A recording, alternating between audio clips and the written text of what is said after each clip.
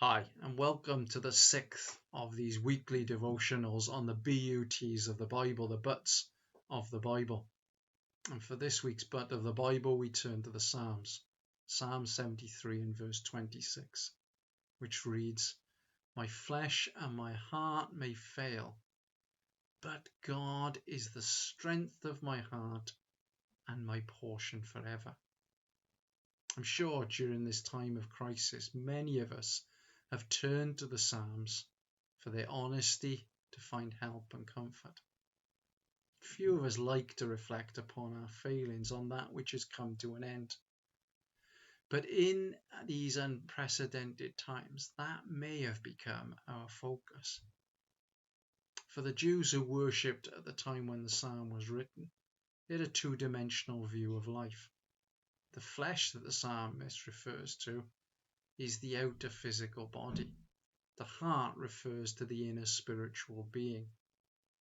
The psalmist says that both are losing their energy, both are failing, coming to an end. For some while I had in my congregation the longest surviving heart transplant patient in the UK. On the anniversary of his operation, he would get up to give thanks to the NHS for the wonders of what they'd done in giving him a new physical heart that gave him a new lease of life.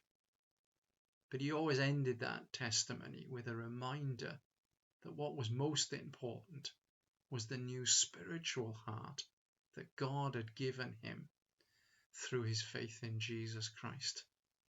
A spiritual heart that would go on forever. The psalmist too turns our focus from ourselves and our failings to the saving hand of God.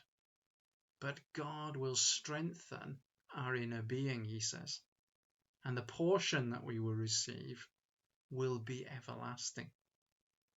As a family, we've twice visited America to see Wendy's relatives. The first time we went, our girls were quite young, and one of the things that amazed them about the States was the food portions that you're given when you go out to eat. I can remember on one occasion we went to a restaurant. On the way in, the girls pointed to a dessert in the cabinet that they knew I'd like.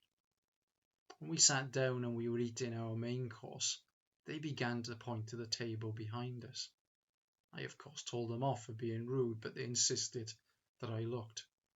When I turned round, the man behind us had ordered the dessert that we'd seen on the way in. But rather than receive a slice of that dessert, he'd received all of it. It was a huge portion. The portion referred to here by the psalmist is speaking of the land that was given to the tribes of Israel when they entered the promised land. The portion that was given to the Levites, whose life was set aside for worshipping God, was not a portion of the physical land, but a portion of God, Numbers 15 and verse 20 tells us. And they knew that they'd received the best portion, a huge portion. In this time of challenge, let's make sure that our focus is not on what is failing, but on what is forever, that which comes from the good hand of our eternal God. Let me pray for you. We use the words of Ephesians 3 and verse 14 to do so. I pray that out of his glorious riches he may strengthen you with power through his Spirit in your inner being. God bless you this week. Amen.